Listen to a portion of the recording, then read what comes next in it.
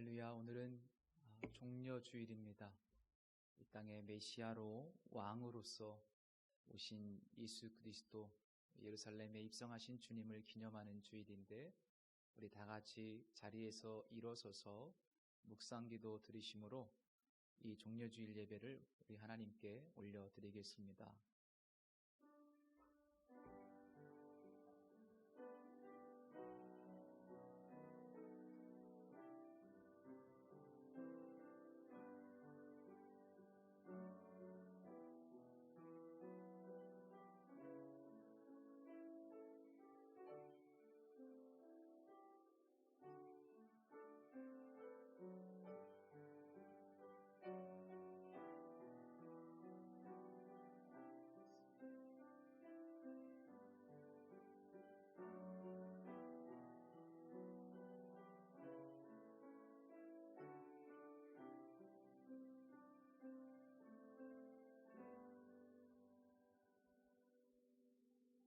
시온에 따라 크게 기뻐할지어다.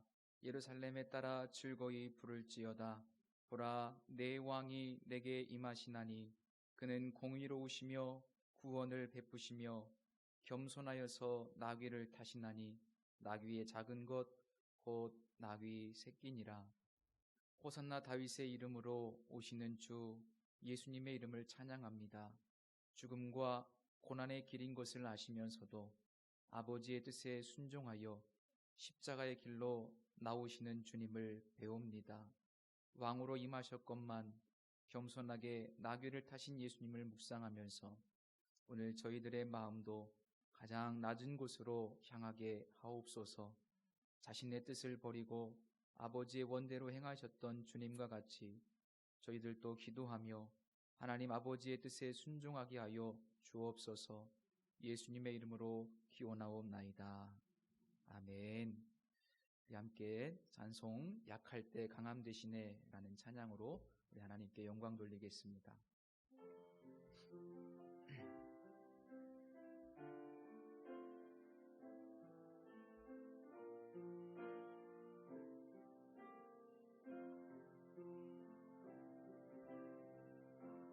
약할 때 강함 되시네. 나의 보배가 되신 주 나의 모든 것. 주 안에 있는 보물을 나는 포기할 수 없네. 주 나의 모든 것. 예수 어린 양 존귀한 이름. 예수 어린 양 존귀한 이름. 십자가 죄사하셨네. 십자가 죄사하셨네. 주님의 이름 찬양해. 주 나의 모든 것. 쓰러진 나를 세우고 나의 빈잔을 채우네. 주 나의 모든 것. 예수 어린 양 존귀한 이름. 예수 어린 양 존귀한 이름.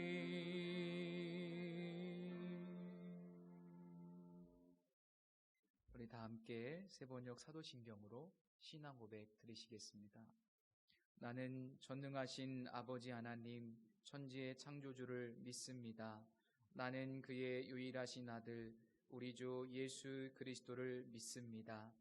그는 성령으로 잉태되어 동정녀 마리아에게서 나시고 본디오 빌라도에게 고난을 받아 십자가에 못 박혀 죽으시고 장사된 지 사흘 만에 죽은 자 가운데서 다시 살아나셨으며 하늘에 오르시어 전능하신 아버지 하나님 우편에 앉아 계시다가 거기로부터 살아있는 자와 죽은 자를 심판하러 오십니다. 나는 성령을 믿으며 거룩한 공교회와 성도의 교제와 죄를 용서받는 것과 몸의 부활과 영생을 믿습니다. 아멘. 이 시간 우리 다 함께 지난 한 주간의 삶을 뒤돌아보면서 이 사순절 기간 동안 주님의 뜻을 얼마나 실천했는지, 십자가의 길에 얼마나 가까이 다가갔는지 우리 자신의 모습을 성찰하며 우리 하나님께 참회 기도 드리겠습니다. 기도합니다.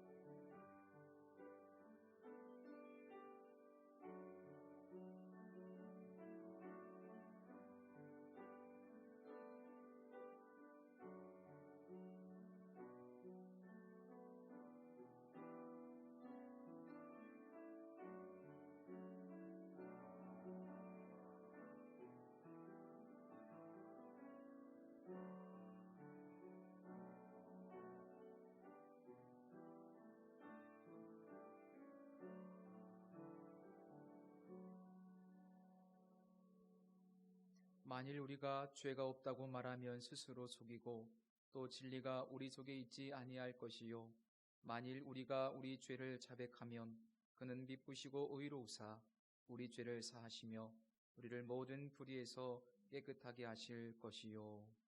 아멘. 우리 함께 자리에 앉으셔서 찬송가 27장을 함께 올려드리겠습니다.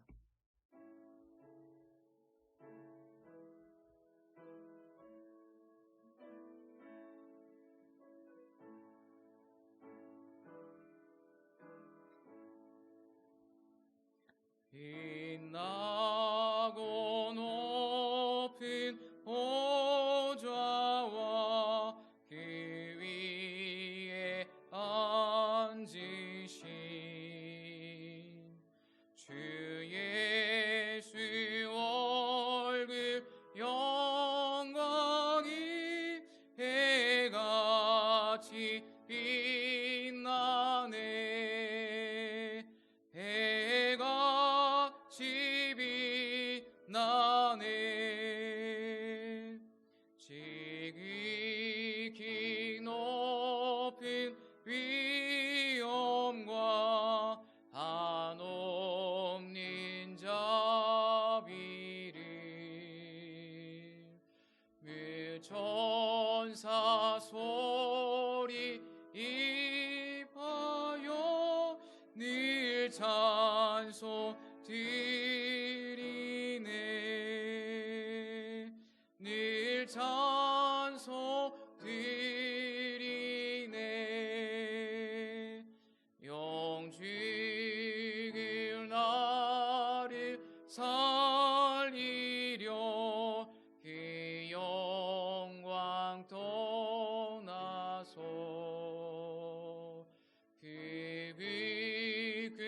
부끄러운 십자가 날 위해 지셨네. 날 위해 지셨네. 나 이제 생명 있음은 주님의 은혜요.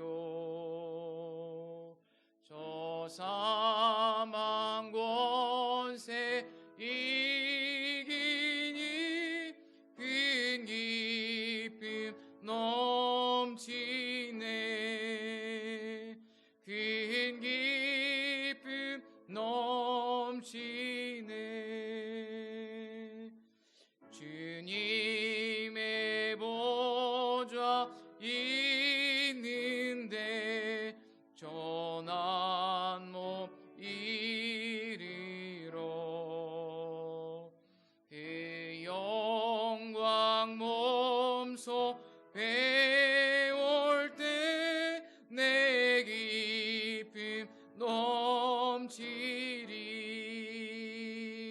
내 기쁨 넘치리. 아멘.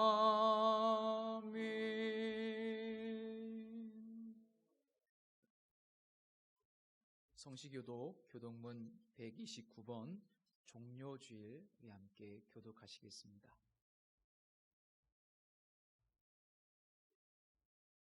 교독문 129번 종료주일입니다. 시온에 따라 크게 기뻐할지어다.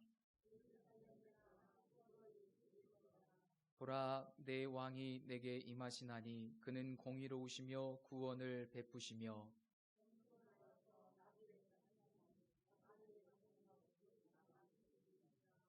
내가 에브라임의 병거와 예루살렘의 말을 끊겠고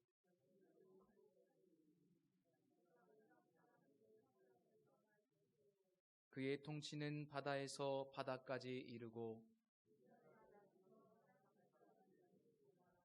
앞에서 가고 뒤에서 따르는 무리가 소리 높여 이르되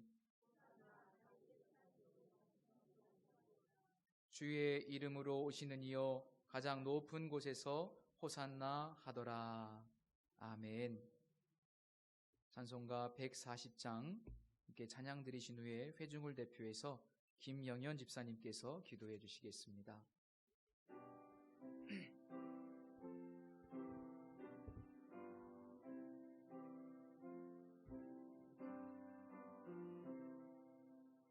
왕 되신 우리 주께 더 영광 돌리세. 그의 날만인 미리 호산나 불렀네. 다윗의 자손이로 세상에 오시오. 왕 위에 오른 주께 다 영광 돌리세. 저 천군 천사들이 호산나 부르니 뒤따라가던 미리 나와다 하도다. 저 유대 백성같이 종려가지 들고 오시는 주를 맞아 호산나 부르세. 주 고난 받기 전에 수많은 무리가 영광의 찬송 빌러 주 찬양하였네. 이같이 우리들도 주 환영하오니 그 넓은 사랑 안에 다 받아 주소서. 아멘.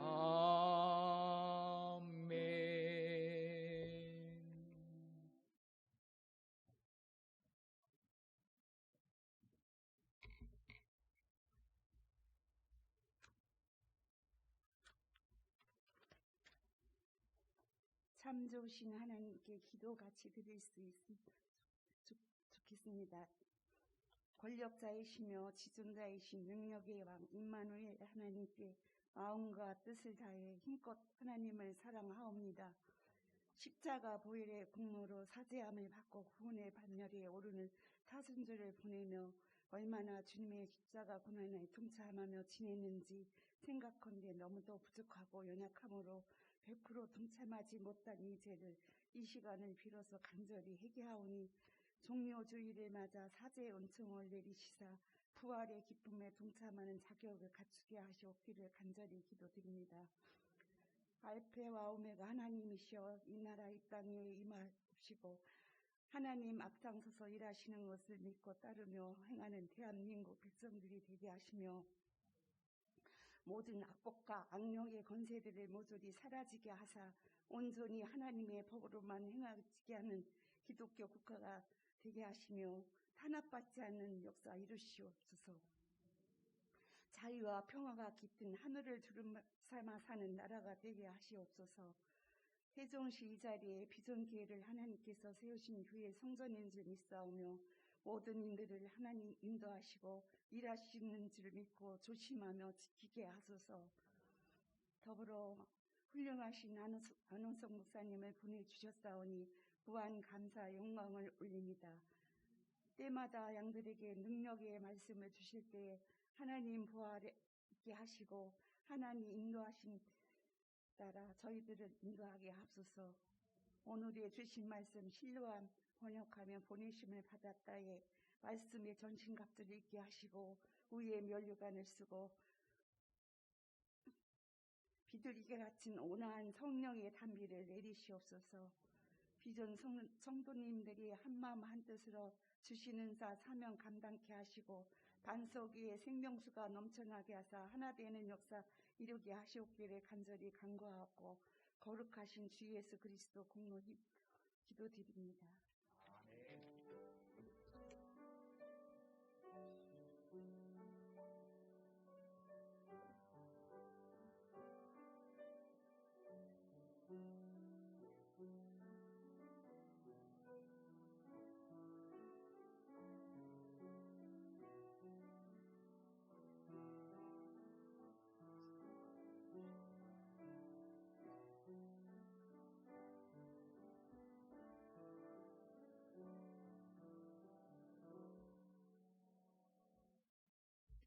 오늘 우리에게 주시는 하나님의 말씀은 요한복음 9장 1절에서 12절 말씀까지입니다.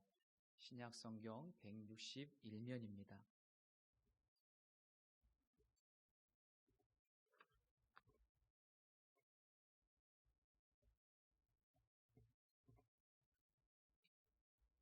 우리 한 절 한 절 교독하시도록 하겠습니다.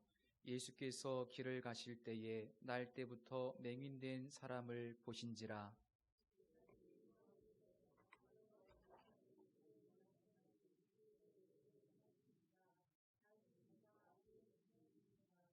예수께서 대답하시되 이 사람이나 그 부모의 죄로 인한 것이 아니라 그에게서 하나님이 하시는 일을 나타내고자 하심이라.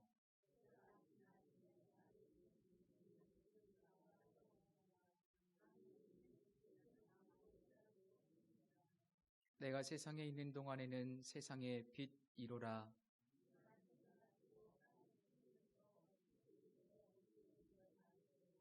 이르시되 실로암 못에 가서 씻으라 하시니 실로암은 번역하면 보냄을 받았다는 뜻이라. 이에 가서 씻고 밝은 눈으로 왔더라.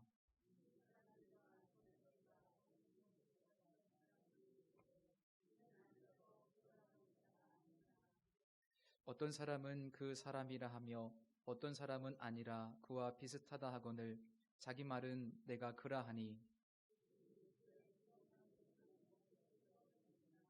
대답하되 예수라 하는 그 사람이 진흙을 이겨 내 눈에 바르고 나더러 실로암에 가서 씻으라 하기에 가서 씻었더니 보게 되었노라.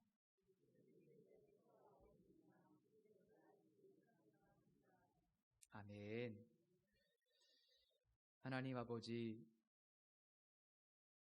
내 영혼은 여호와를 기다리며 나는 주의 말씀을 바라는도다. 이 시간 주님의 음성 듣기를 원합니다. 말씀으로 온 우주 만물을 창조하시고 세상의 질서를 부여하신 하나님 아버지, 오늘도 우리에게 주시는 하나님의 말씀을 통해서 우리의 삶을 재창조해 주시고 우리의 삶의 질서를 회복하여 주옵소서.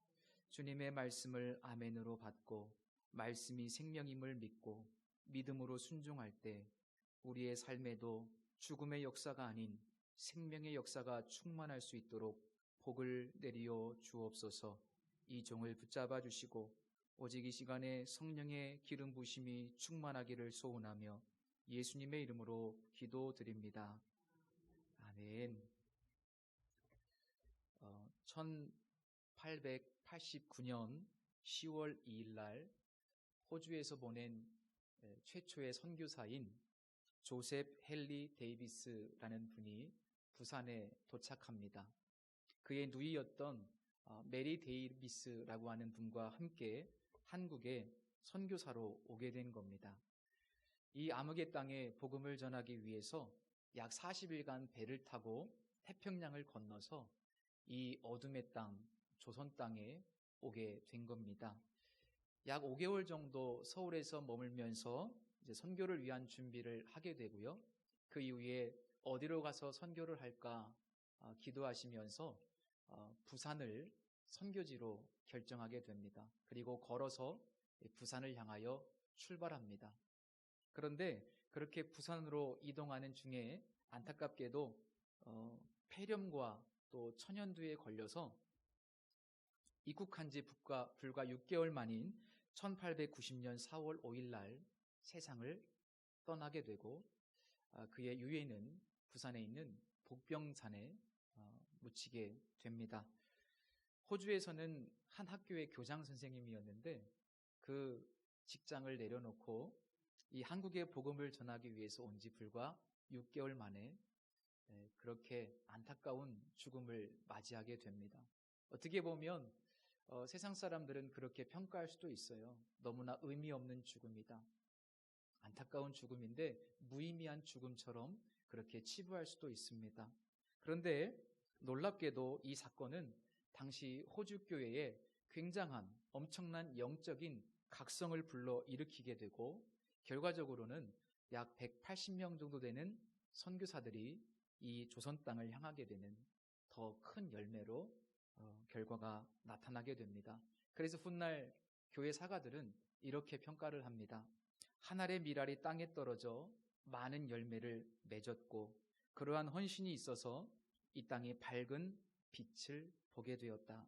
모두가 어둠 가운데 있을 때 이 땅에 빛을 비추려고 했던 사람들을 통해 이 땅은 놀라운 복음의 빛을 보게 되었다. 예수님께서 길을 가실 때에 날 때부터 맹인된 사람을 만나고 그를 주목해 보십니다. 오늘 본문에 보면 두 개의 중요한 표현이 있는데 하나는 빛이라고 하는 단어와 또 하나는 실로암이라는 단어입니다. 이 두 개의 단어를 보면 이 시기가 유대인의 3대 명절 중에 하나인 초막절 기간이라는 것을 짐작해 볼 수 있습니다. 왜냐하면 초막절 기간에는 매일 저 실로암 연못에 있는 물을 떠다가 제단에 붓는 의식을 행했고 그리고 마치 불꽃 축제를 하듯이 이 초막절 절기의 하이라이트는 어두운 밤 예루살렘 거리에다가 횃불을 밝혀서 온 거리를 밝게 비추는 이 빛의 축제가 하이라이트였기 때문입니다. 주님께서는 안타까운 시선으로 이 맹인을 보고 계시는데 제자들은 그때 이렇게 질문을 하지요. 이 사람이 맹인으로 난 것이 누구의 죄 때문입니까? 그의 부모의 죄 때문입니까? 아니면 자기의 죄 때문입니까? 초막절은요, 우리가 알고 있다시피 과거 이스라엘 백성들이 40년 동안 광야 생활할 때 그들을 먹이시고 입히시고 돌보시고 보호하신 그 하나님의 은혜를 감사하는 절기인데 안타깝게도 제자들은 은혜의 눈이 아니라 율법의 눈을 가지고 있다는 것이 이 본문의 아이러니입니다. 제자들의 질문은 죽음과 고난이 죄로 인한 것이다 라고 하는 이 하나의 큰 신학적 전제에서 나온 질문입니다. 죽음과 고난이 죄로 인한 것이다. 사실 이 가치관은 당시 모든 유대인들이 가지고 있었던 보편적인 가치관이었습니다. 그래서 그들은 원인이 있기 때문에 결과가 있다. 이런 가치관에 익숙해 있습니다. 물론 그 신학적인 전제가 틀린 것은 아니죠. 죽음과 고난이 죄로부터 나온 것이다.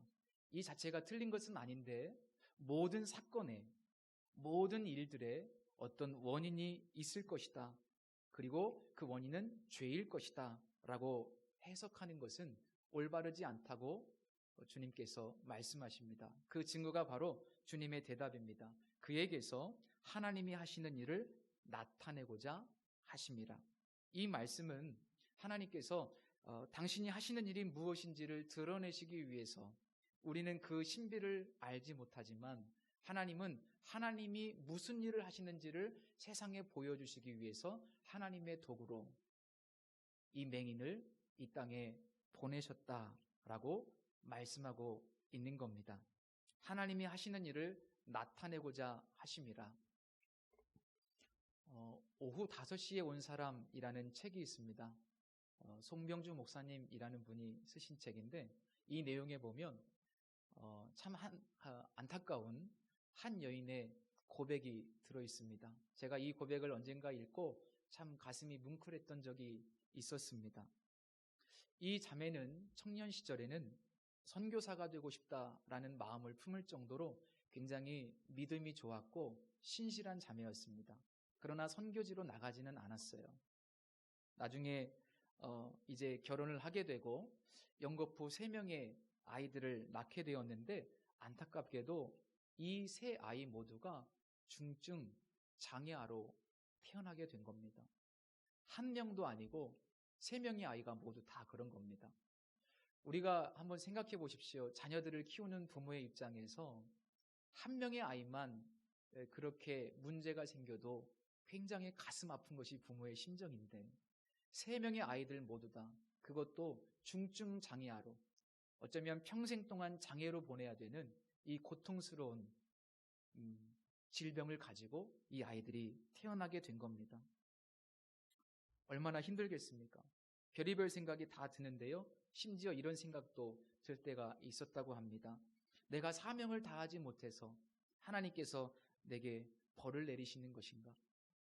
만약 하나님께서 나를 치시는 것이라면 차라리 나를 치시지, 평생을 장애로 살아야 되는 이 3명의 아이들, 이 아이들을 이렇게 만드시면 이 벌은 너무나 가혹한 것이 아닌가, 그렇게 생각하며 하나님을 원망하고 불평했던 그런 시간들을, 수없이 많은 날들을 그렇게 눈물로 하나님 앞에 원망하며 보내게 됩니다. 얼마나 원망스럽고 고통스러웠는지 그녀는 하나님께 계속해서 기도하지 않을 수 없었습니다. 하나님, 이유가 무엇입니까? 이렇게 3명의 중증 장애아를 저에게 자녀로 주신 이유가 무엇입니까? 이게 하나님 저를 향한 저주이고 징벌입니까? 얼마나 가슴을 뜯으며 그렇게 안타까운 기도를 드렸겠습니까?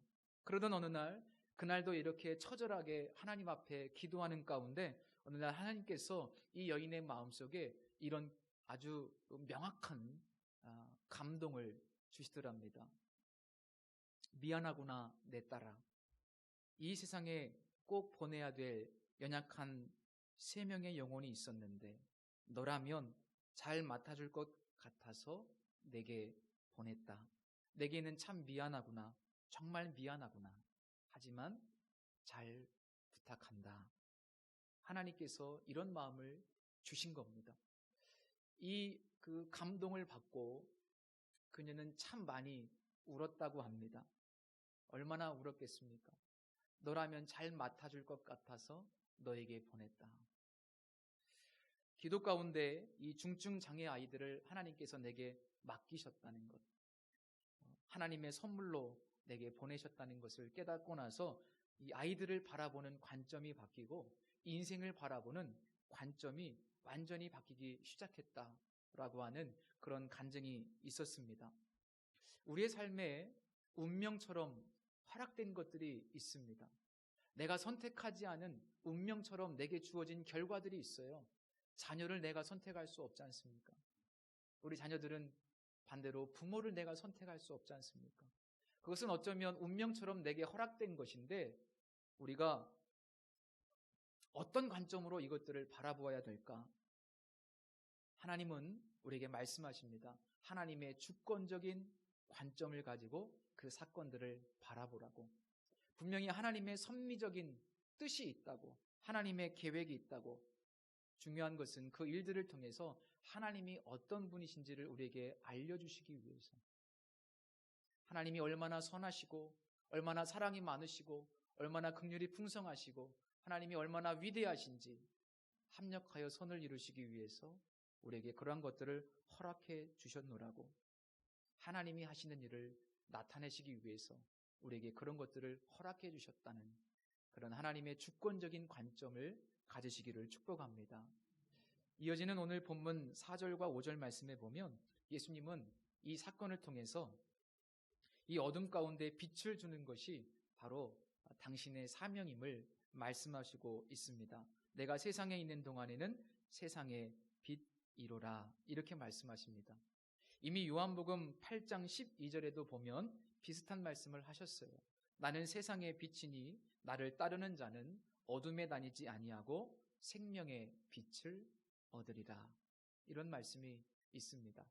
사실 이 말씀들은요 모두 구약적인 배경을 가지고 있습니다. 예언서 이사야서에 보면, 특별히 이사야서 29장이나 또 35장 말씀에 보면 장차 이 땅에 오실 메시아가 어떤 일을 하게 될 것인지 기록된 예언들이 있는데, 그 내용들 중에서 하나가 바로 눈먼 자를 치료하셔서 보게 하신다, 이런 내용입니다.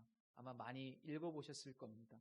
메시아가 이 땅에 오시면 눈먼 자를 치료하셔서 다시 보게 하시는 일, 실제로 누가복음 4장에서도 예수님은 회당에서 이사야서의 말씀을 읽으시면서 그런 말씀을 하셨습니다. 주의 성령이 내게 임하시면 눈먼 자들이 다시 보게 되는 그런 역사가 있을 것이다.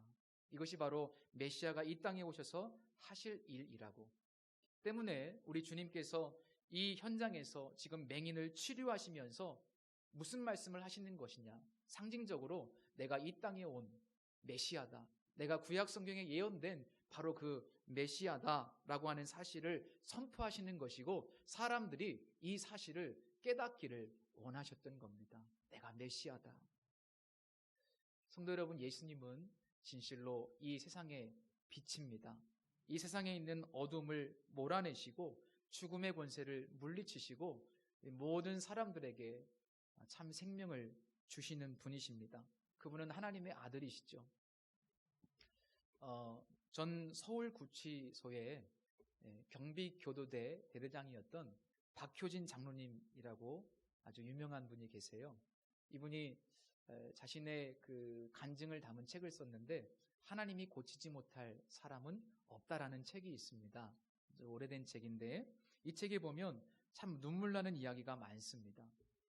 그 중에 한 이야기를 소개하고 싶습니다.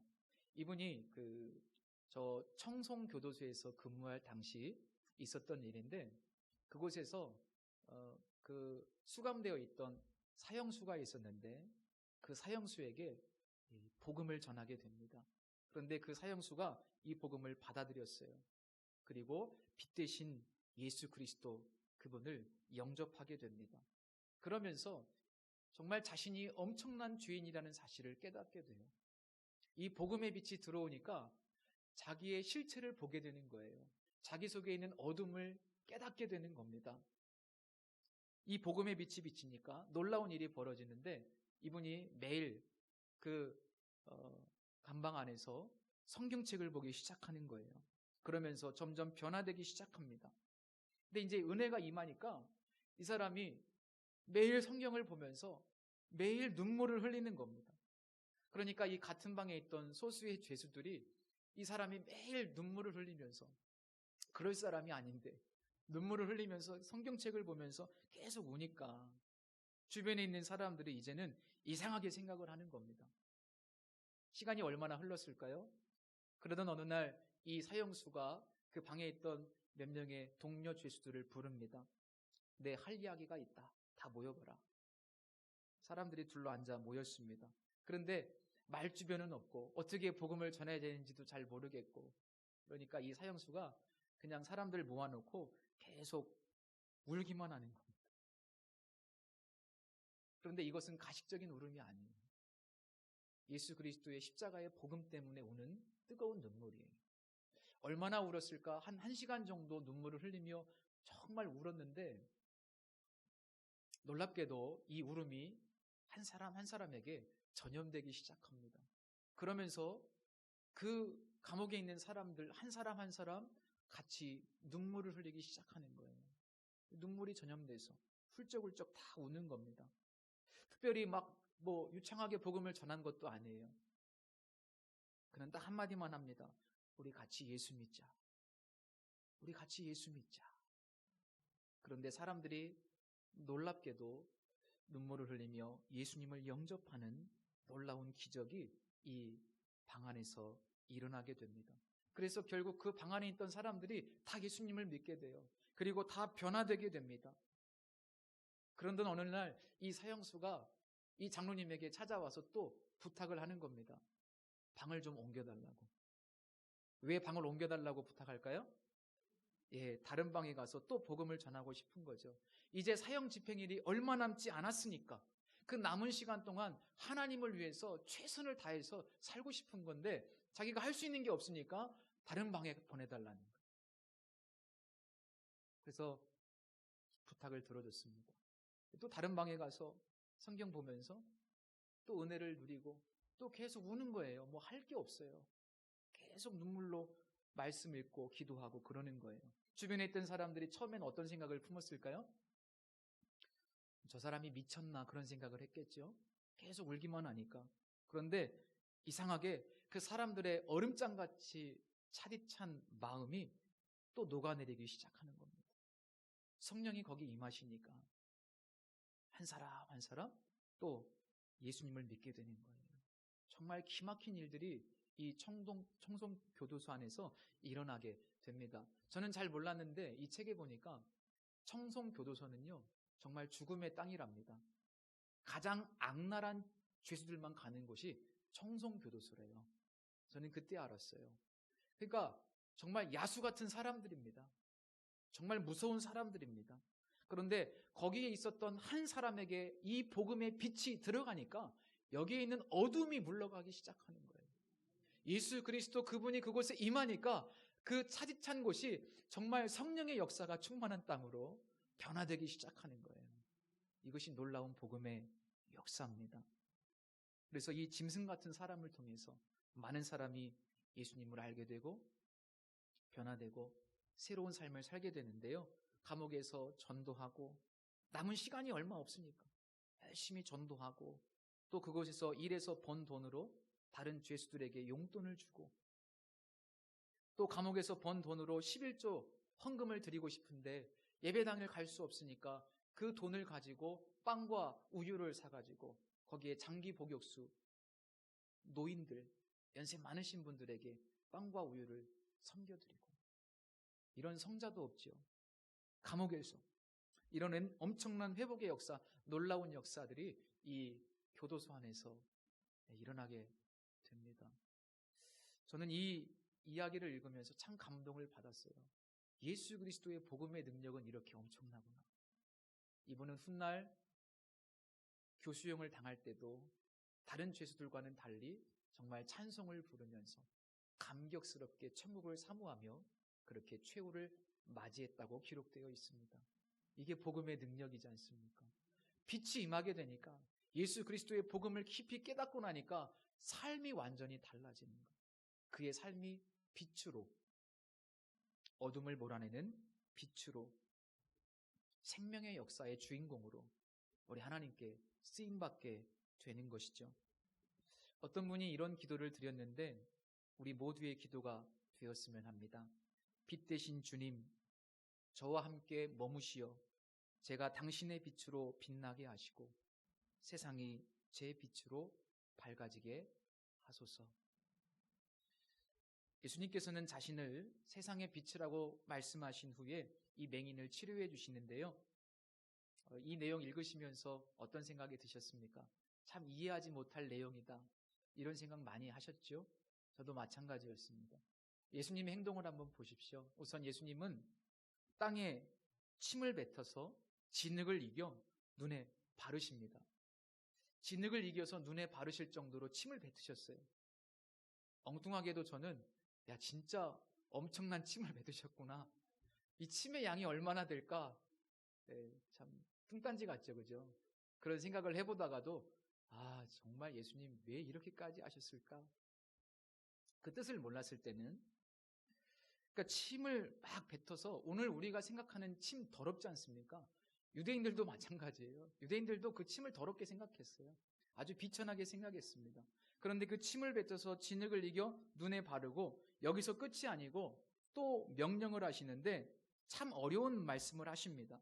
그 눈에 진흙을 바른 다음에 그 상태로 저 실로암 연못에 가서 이걸 씻고 오라는 거예요. 실로암 연못은 기온 샘물이 이렇게 흘러내려서 가장 낮은 곳에 있는 샘물입니다. 그럼 거기까지 이 맹인이 가는 것이 얼마나 힘들겠습니까? 더군다나 눈에 진흙까지 바르고 지금 초막절 절기 명절 기간인데 예루살렘에 사람들이 엄청나게 많을 때 그런데 맹인이 눈에 진흙까지 바르고 저 밑에까지 실로암까지 내려간다? 이거는 우리 아이들 말로 참 쪽팔리는 일입니다. 네? 사람들이 그럴 수도 있어요. 이 병신이 지랄한다고. 아니 진흙까지 눈에다 바르고 맹인이 거기까지 떠듬떠듬 내려간다고 생각해 보세요. 얼마나 사람들이 손가락질하고 조롱하고 멸시하겠습니까? 그냥 고쳐주시지. 실로암이라는 이름의 의미가 해설에 잘 나와 있는데 보냄을 받았다라는 의미입니다. 사실 예수님의 이 행동은 아주 상징적인 의미가 들어있습니다. 자, 예수님께서 이 맹인을 보내십니다. 그런데 그냥 보내시는 것이 아니라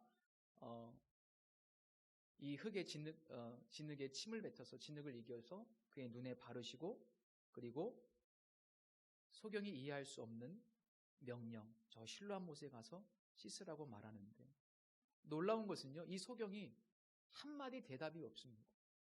어떤 불평도 없습니다. 대꾸가 없습니다. 오늘 성경 말씀에 소경의 말이 단 한마디도 기록되어 있지 않습니다. 그냥 순종해서 저 낮은 곳으로 실로암으로 내려가죠.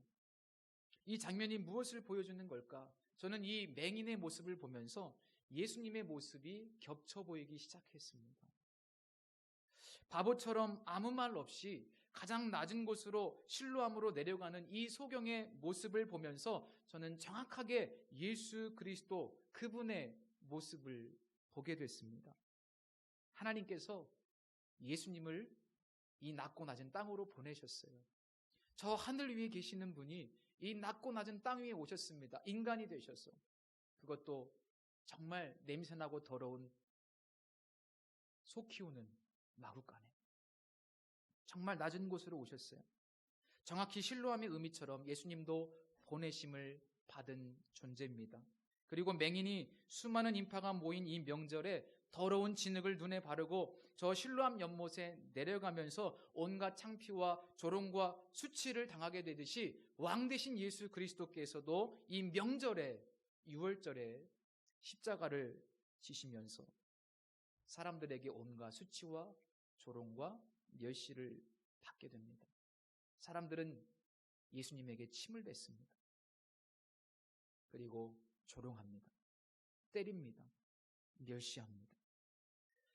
그 맹인이 도저히 받아들이기 어려운 이 요구 앞에 단 한마디 불평과 원망도 없이 그저 순종했듯이 예수님도 저주의 십자가를 지라는 십자가 위에서 죽으라는 그 하나님의 명령 앞에 마치 도수장으로 끌려가는 어린 양같이 아무 말씀도 없이 그 하나님 아버지의 명령에 순종하여 십자가를 지십니다. 나의 원대로 마옵시고 아버지의 원대로 하옵소서. 왜 그렇게 하셨습니까? 어둠 속에 있는 우리들에게 빛을 주시기 위해서죠. 우리에게 생명 주시기 위해서, 우리를 살려주시기 위해서 예수님은 이 맹인처럼 온갖 고통과 멸시와 조롱을 참아 내셔야만 했습니다. 이 빛을 본 사람, 이 빛을 소유한 사람은 그래서 진실로 행복한 사람입니다. 이 복음을 가진 사람은 빛을 본 사람입니다. 결국 이 맹인의 이야기는 우리 모두의 이야기이고 우리가 이 놀라운 기적의 주인공입니다. 또한 이 사건은 우리에게 메시지를 주고 있는데요. 주님의 모습을 통해서 우리가 예수 그리스도를 믿는 사람으로서 어떠한 삶을 살아야 될 것인가? 주님과 하나님과의 관계를 통해서 우리도 역시 그렇게 살아야 된다고 말씀하십니다. 그래서 첫 번째는 낮은 곳으로 가라는 말씀입니다. 주님께서 이 낮은 곳으로 오셨듯이 맹인이 그 실로암 가장 낮은 연못까지 내려갔듯이 우리로 하여금 낮은 곳으로 가라고. 많은 사람들은 높은 곳을 지향하지만 우리 예수 믿는 사람들은 진정한 빛을 보았다면 낮은 곳으로 가라고, 남들이 안 가는 십자가의 길로 가는 것이 진짜 예수님 믿는 길이라고 주님께서 우리에게 말씀해 주십니다. 그리고 또 하나는 묵묵히 그저 하나님의 뜻이라면 순종하는 삶을 살라는 겁니다. 하나님의 말씀 앞에 그 어떤 것도 붙이지 말고 하나님의 뜻이라면, 만왕의 왕 되신 하나님의 명령이라면 그저 잠잠히 순종하는 삶을 살라. 그것이 예수 그리스도의 모습을 통해서 우리에게 보여주시는 중요한 메시지입니다. 성도 여러분, 낮은 곳으로, 사람들이 안 가는 곳으로 찾아가시기를 축복합니다. 그 길은 좁은 길이고 십자가의 길이지만 주님이 우리를 위해서 그렇게 하셨듯이 우리도 낮은 곳으로 가기를 축복합니다. 그리고 순종하십시오. 주님의 뜻이라면 그저 묵묵히 주님의 인도하심을 따라 순종하시기를 바랍니다. 독일의 매우 유력하고 부유한 영주의 가문에서 태어나서 1700년부터 1760년까지 살았던 니콜라스 폰 진첸도르프라고 하는 아주 유명한 분이 계십니다. 이분은 백작이었는데 훗날 모라비안 교회의 창립자 중에 한 분이 되십니다. 우리가 잘 알고 있는 웨슬리가 이 모라비안 교도들이 함께 찬양 부르는 것을 통해서 은혜를 받고 회심을 하지요. 이분은 굉장히 큰 영주의 아들이었는데 재산이 어마어마하죠. 그런데 이 많은 재산을 다 가난한 사람들을 위해서 사용했다고 전해지고 있습니다. 왜 그랬을까? 도대체 무슨 사연이 있었기에 그토록 철저히 자신을 희생하면서 이타적인 삶을 살 수 있었을까? 청년 시절로 거슬러 올라갑니다. 19살 즈음에 청년이었을 때 그는 학업을 마치기 위해서 유럽의 수도들을 방문했었습니다. 여러 군데, 이제 가정에서 교육적으로 여러 군데를 보낸 거예요. 둘러보면서 살게 되었는데, 그러던 어느 날 뒤셀도르프에 있는 미술관에서 가시관을 쓰신 예수라고 하는 그림이 있었는데 그 그림을 보게 됩니다. 이 그림은 도메니코 페티라는 사람이 그린 이 사람을 보라 라는 그림이었습니다. 그는 이 그림 앞에서 한참 동안 머물러 있었습니다. 그리고 그 그림을 보면서 그 가시관을 쓰신 예수 그리스도, 고통당하시는 예수 그리스도, 그 그림을 뚫어지게 바라보다가 그 그림 밑에 화가가 적어놓은 글씨를 보게 됩니다. 이 글은 이런 내용입니다. 내 너를 위해서 이 모든 일을 했는데 너는 나를 위해서 무엇을 하려느냐? 내가 너를 위해서 이 모든 일을 했는데 너는 나를 위해서 무엇을 하려느냐? 이 질문 앞에 그는 믿음으로 반응했던 것입니다. 오늘은 종려주일입니다.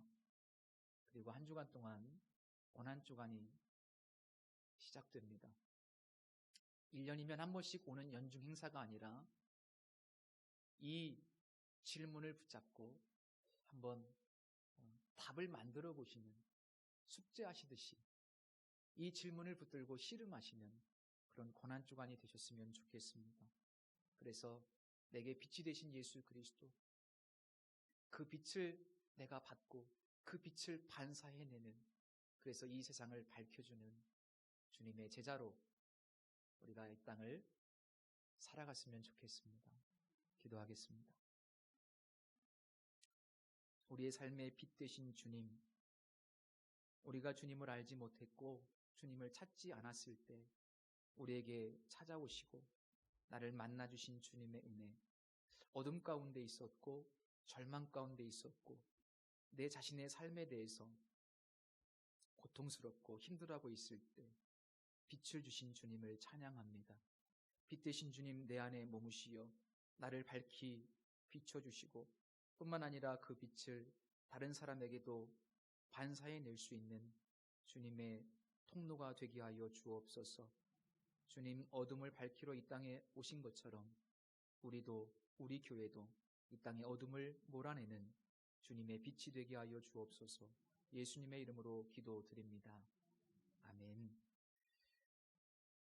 우리 이 시간에 봉헌 시간인데 내게 있는 향유옥합이라는 찬양이 있습니다. 이 찬양을 함께 부르며 봉헌하겠습니다.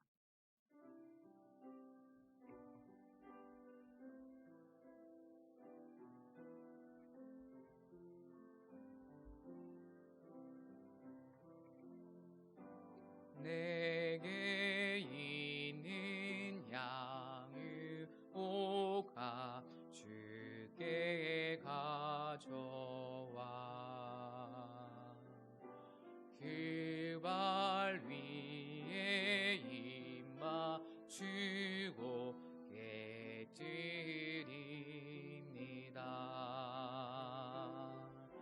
나를 위해 험한 산길 오르신 그 발 걸음마다 크신 사랑 새겨놓았네.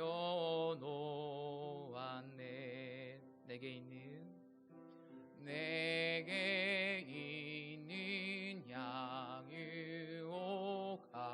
주께 가져와 그 발 위에 입 맞추고 깨뜨립니다.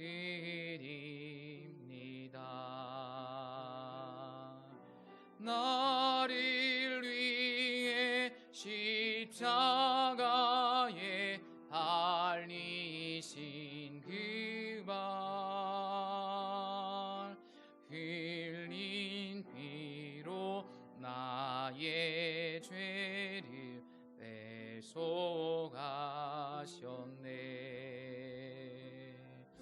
내게 있는 향유옥합 주께 가져와 그 발 위에 입 맞추고 깨뜨립니다.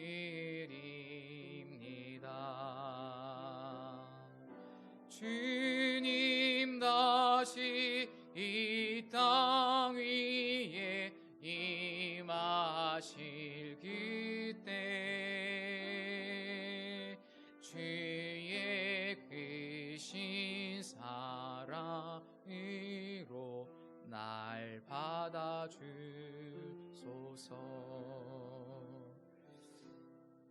우리 함께 잠시 동안 기도했으면 합니다.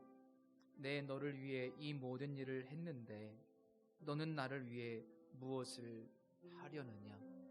우리는 정말 이 복음의 빛을 깊이 깨달은 자인지, 우리는 정말 주님을 닮아 이 세상에 빛이 되고 있는지, 우리는 이 질문 앞에 믿음으로 반응하고 있는지 우리 자신을 뒤돌아보면서 주님 가신 그 길, 실로암으로 내려가신 예수님, 십자가를 지신 주님, 우리가 그렇게 주님을 바라보며 살겠노라고 이 시간 다시 한번 결단했으면 좋겠습니다. 그 결단이 비록 허물어질지라도 주님은 오늘 나의 결단을 기뻐 받아주신다고 믿습니다. 우리 함께 기도하겠습니다. 살아계신 아버지 하나님, 보내심을 받으신 예수 그리스도, 이 땅에 오셔서 가장 낮은 곳으로 내려가신 주님, 우리는 높은 곳을 지향하며 더 많은 것을 지향하는데 주님은 다 주시고 다 비우시고 다 내려놓으시고 낮은 곳으로 가셨습니다. 더 많이 있어야 십자가를 지는 것도 아니고 더 많이 가지고 있어야 섬길 수 있는 것도 아니고 지금 오늘 이 순간부터 낮은 곳으로 갈 수 있는 우리 마음이 낮은 곳으로 향하고 우리가 주님의 말씀에 예수님처럼 내 뜻대로 마옵시고 아버지의 뜻대로 하옵소서 라고 믿음으로 고백하며 순종할 수 있는 예수님의 사람이 되게 하여 주시고 이 놀라운 복음의 빛을 우리에게 허락하여 주셔서 우리를 새롭게 해주신 것처럼 우리를 통하여 예수 그리스도의 이 놀라운 생명의 빛이 누군가에게 전달되어 우리로 하여금 이 땅의 어둠을 밝히는 구석구석 어둠을 밝히는 주님의 제자가 되게 하여 주옵소서. 주님을 찬양합니다.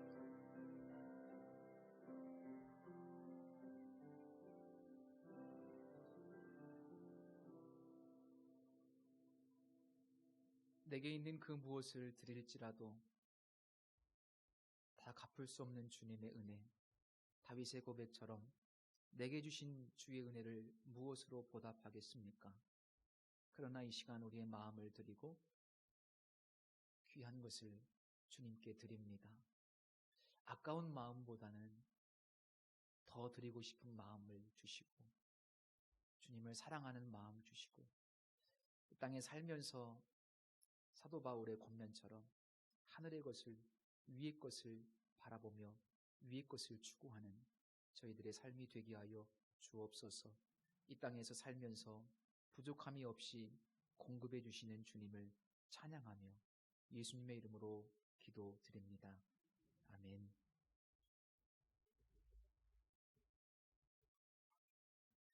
교회 소식 잠시 전해드리겠습니다. 오늘은 종료주일 또 고난주간이 시작되는 날입니다. 한 주간 동안 참으로 경건한 마음으로 영적인 스케줄을 잡으시고 주님과 충분히 동행하시는 한 주간 되시기를 부탁을 드리고 다음 주일은 부활주일입니다. 부활주일 성찬 예식을 다음 주에 진행할 텐데 기도하시는 마음으로 준비하시고 예배에 참여하시면 좋겠습니다.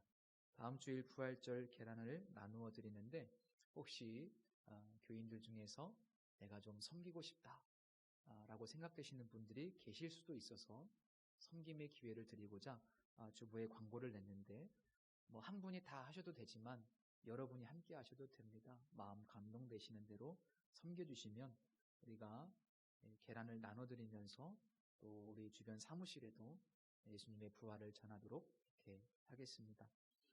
사순절 기간 이제 다음 주까지 사복음서 통독 새벽기도회가 진행되는데 이제 일주일 정도 남았습니다.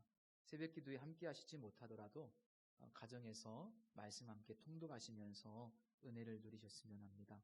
유초등부 예배, 중고등부 모임 주보를 참고해 주시고 기도해 주십시오.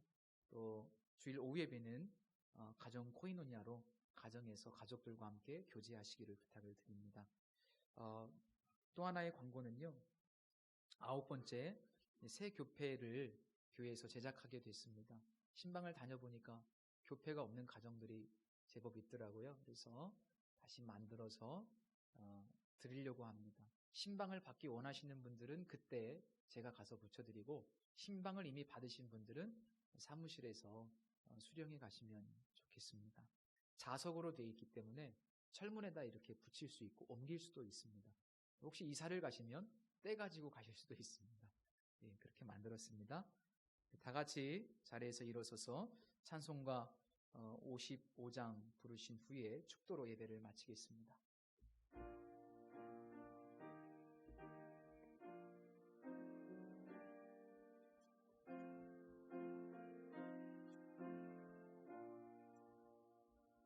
주 이름으로 모였던 우리가 지금 헤어질 때 언제나 함께 하시며 평안케 하소서. 아멘.